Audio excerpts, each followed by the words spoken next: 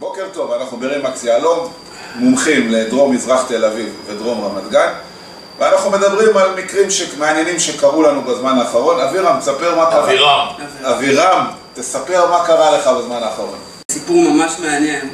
הלכתי עם קונה בשכונת נחלת יצחק, רצה דירת 4 חדרים. מצאנו דירה, עניין יחסית חדש, בין 14-15 שנה. יחסית מאוד, כן. יחסית, כן.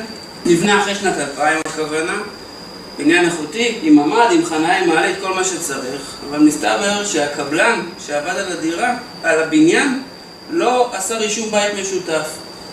קורה במאות אלפי דירות בארץ, זה קורה. בדרך כלל תוך 3 שנים הוא מתחייב. נכון. עכשיו הם התעכבו מאוד עם התהליך הזה, ורצה הגורל. יום לפני שעמדו לחתום חוזה עם המוכר,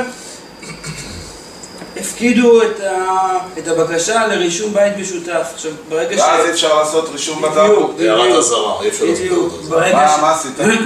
ברגע שמפקידים, הטאבו בעצם נחסם ואי אפשר לעשות שום פעילות. מוקפא. מה שעשינו, עבדנו קשה על מנת למשוך את הבקשה חזרה.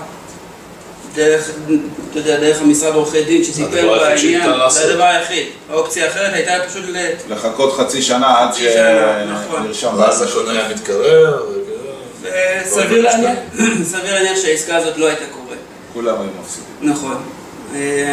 אז מה שעשינו, עבדנו קשה על זה, עם טלפונים, עם פגישות, עם משרד עורכי דין, עם הטאבו, כל מה שצריך על מנת למשוך את הבקשה, כדי שנוכל לעשות בעצם את הרישום. עבדנו או אתה עבדת? אני עבדתי. התכנות משפטית זה הדבר שהוא הכי חשוב בשנייה שלפני חתימת החוזה. נכון. הייתי מאוד ממליץ לעשות בדיקה של התכנות משפטית לפני כל קנייה או מחירה של נכס. בסופו של דבר... המוכרים מעריכים את זה? מה שעשית? מוכרים, מעריכים את זה מאוד. הם מבינים שאם לא היה להם צוות של אנשים רציניים שעובדים על הדירה ודואגים לקונים ודואגים להתכנות העסקה, הם פשוט לא היו מגיעים שם לעסקה. לא הייתה שם עסקה, בסך הכל. לא היה להם מושג, אגב. אם אתה לא היית בעניין, העסקה לא הייתה מתבצעת, הם היו מתקיים עוד חצי שנה לפחות עם הדירה, ורק אז מתחילים לחפש. הם לא ידעו בכלל על המצב הזה. גילינו אותו רק תוך כדי... קרה יום לפני זה. תוך כדי תנועה. זאת אומרת, אנשים צריכים להבין שעורכי דין הם עורכי דין, הם אמונים על הצד המשפטי, לעריכת חוזים וכל מיני כאלה, אבל הקטליזטור, המאיץ, זה המתווך. הוא זה שעושה את כל הריצות ואת כל הפעולות, ודואג שהכל יהיה בסדר ומתמרן. אז אם רוצים אותך, אבירם, איפה אפשר למצוא אותך? בטלפון 0522-757674.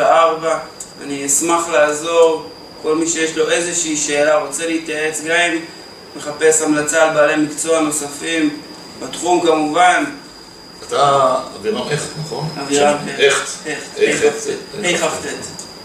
אוקיי. שחק כדורגל אחד.